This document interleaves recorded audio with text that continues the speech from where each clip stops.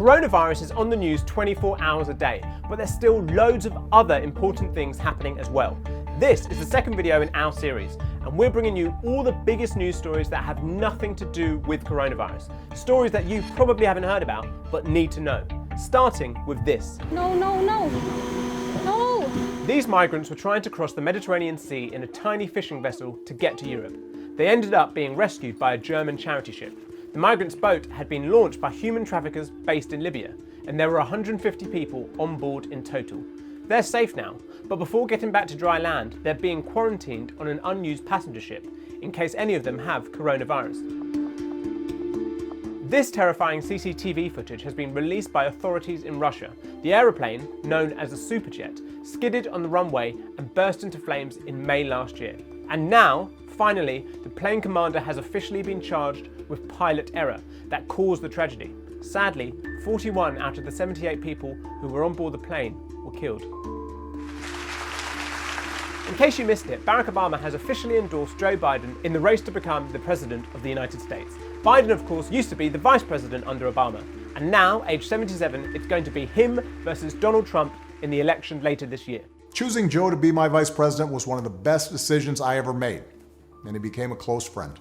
And I believe Joe has all the qualities we need in a president right now. That endorsement came after Senator Bernie Sanders dropped out of the contest at the beginning of April, to the disappointment of his supporters.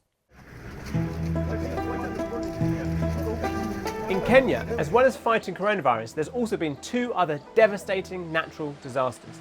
Flash flooding has led to thousands of people losing their homes, and at least 4 people have died. Entire towns have been left completely underwater, and rescue workers are desperately searching to help survivors. And the country has also been hit by a massive swarm of locusts. They're considered one of the most destructive pests in the world, with each swarm containing up to 80 million locusts, which quickly eat up miles of farmers' crops. This is the second wave of locusts to hit East Africa this year, and about 20 million people are already facing potential food shortages.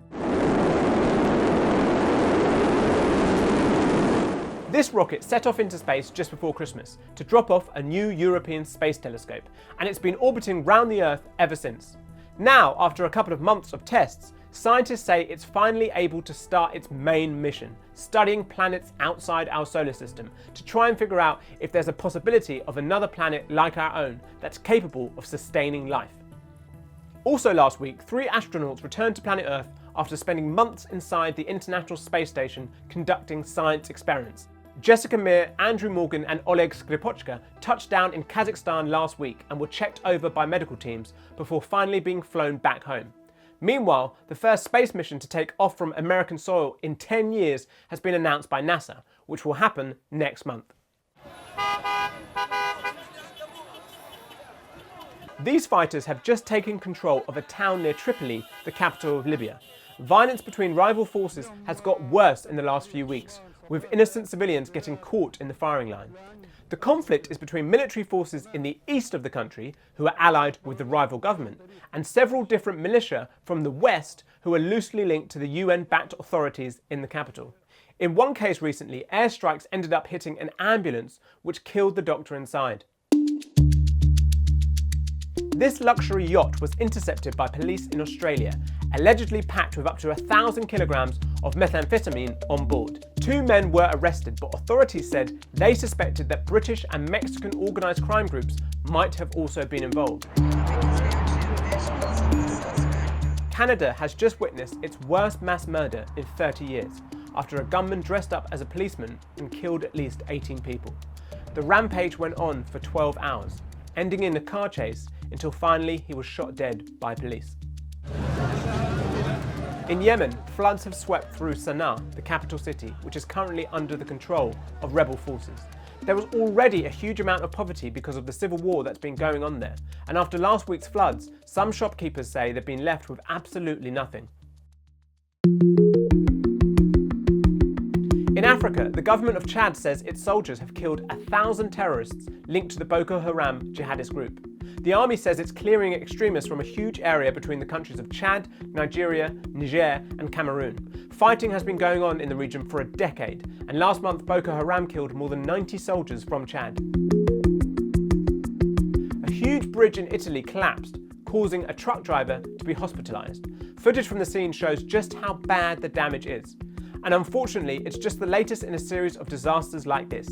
In 2018, 43 people were killed when another bridge in Italy collapsed, and the cars travelling along it dropped 148 feet. In Israel, people have been protesting against the Prime Minister Benjamin Netanyahu, who's been forced to deny claims of corruption and fraud. Mr. Netanyahu has now signed a deal with his political rival Benny Gantz to form an emergency unity government. That means both men will take it in turns to have the top job. But some of Mr. Gantz's former allies have accused him of betrayal. Now, at the start of April, Jeremy Corbyn stepped down as leader of the Labour Party here in the UK. His time in office was controversial, especially because of allegations of poor handling of anti-Semitism within the party. But now there's a whole new scandal after an explosive internal report was leaked to the press. It claims that efforts were made to stamp out anti-Semitism, but some members of the party disliked Mr. Corbyn so much that it actually prevented the allegations from being dealt with properly. What's more, the report claims that some members actively tried to work against the Labour Party's efforts to win the election in 2017.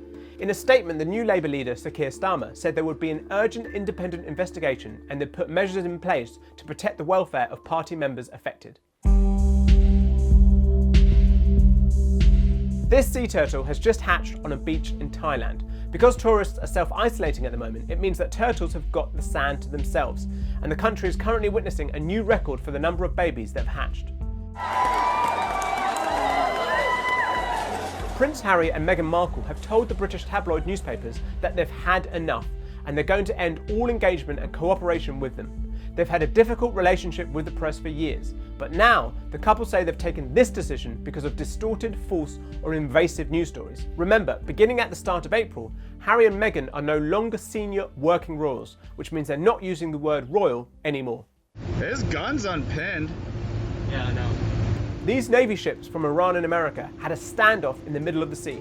Afterwards, America said that a group of 11 Iranian vessels made dangerous and harassing maneuvers near them. But Iran denied it, saying it was actually the American ships that acted unprofessionally, and it said any dangerous actions in the region would be seen as a threat to Iran's national security. In case you didn't know, someone's just paid $2.2 million for the original handwritten lyrics for The Times They Are A-Changin' by Bob Dylan. The song was written in 1963 and released the following year, and it's generally regarded as Dylan's most iconic protest song of the 1960s. And finally, while everyone else is stuck inside trying to self-isolate, police officers in America spent 45 minutes chasing a runaway pig. Afterwards, they released this body cam footage of the moment one officer finally managed to catch it by throwing a bin over its head. Get him, Mike! Yeah! That's all for episode 2, but remember, if you've got any other ideas for non-coronavirus news stories that aren't being covered elsewhere that we should be talking about, let us know in the comments below. And make sure you hit that like and subscribe button, and stay home and stay safe.